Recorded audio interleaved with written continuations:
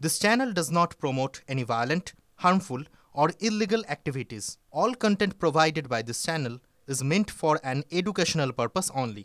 Cancer Healer Center, a new beginning. আসলে নির্বাচন যখন দোরগোড়ায় এসে নক নক নক করা নাড়ে তখন অনেক ইকুয়েশন অনেক রকম পর্যায়ে চলে যায়। অনেক সময় সলিউশন, অনেক সময় ভেরিফিকেশন, অনেক সময় ইমাজিনেশন। 26-এর ভোট যুদ্ধের আগে বিজেপি কি এই মুহূর্তে সেই প্রসেসে রয়েছে? ঘর গোছানো শুরু হয়েছে?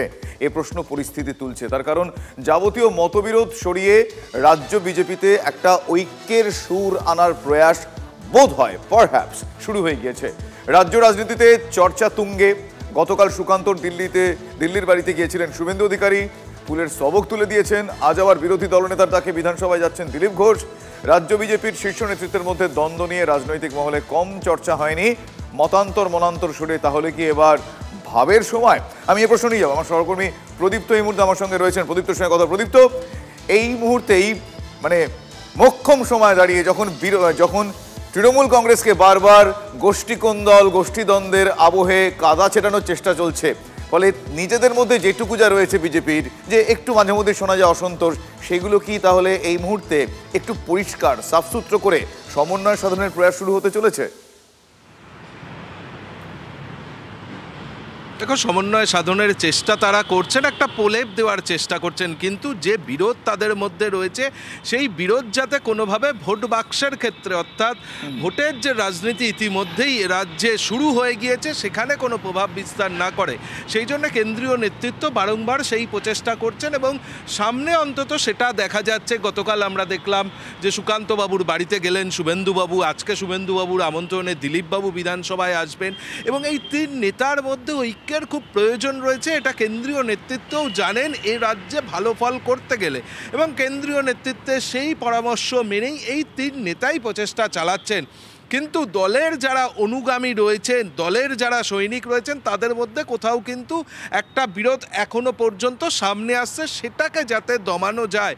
তার কারণ যত বেশি করে সুকান্ত মজুমদার, দিলীপ ঘোষ, শুভেন্দু অধিকারীদের ঐক্যের ছবিটা সামনে আসবে, তাহলে দলের অন্দরে যে কর্মীরা নানা সময় নানা প্রশ্ন তোলেন কোনো না কোনো নেতার হয়ে বা কোনো না কোনো নেতার বিপক্ষে, সেটা অন্তত কিছুটা বন্ধ করা যাবে। এবং সেই কারণেই এই প্রয়াস।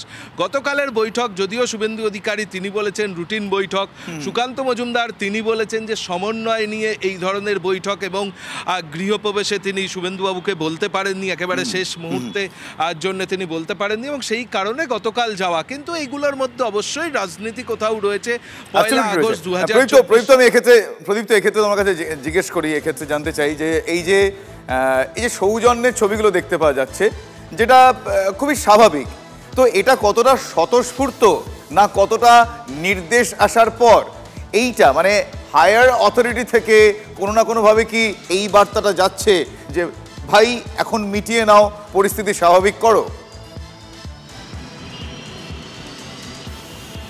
দেখো, অবশ্যই কেন্দ্রীয় নেতৃত্বের একটা চাপ রয়েছে, তা না হলে এই ধরনের ভূমিকা কিন্তু তারা পালন করতে পারেন না।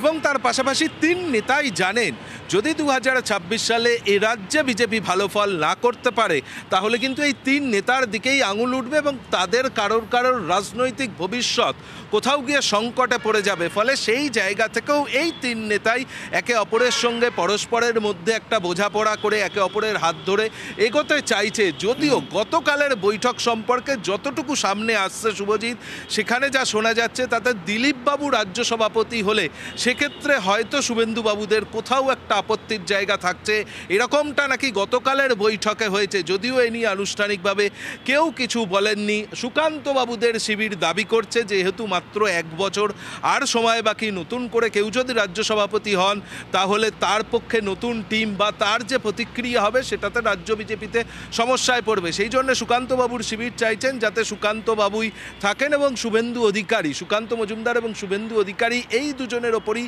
নির্ভর করে। মানে এই রাজ্য সভাপতির বিষয়টা নিয়ে এই মুহূর্তে যেই পরিস্থিতি তৈরি হয়েছে তাতে সংঘাত নয়, তুমি যেরকমটা বললে অ্যাবসলিউটলি তুমি একদম ঠিক শব্দ ব্যবহার করেছো, প্রলেপ।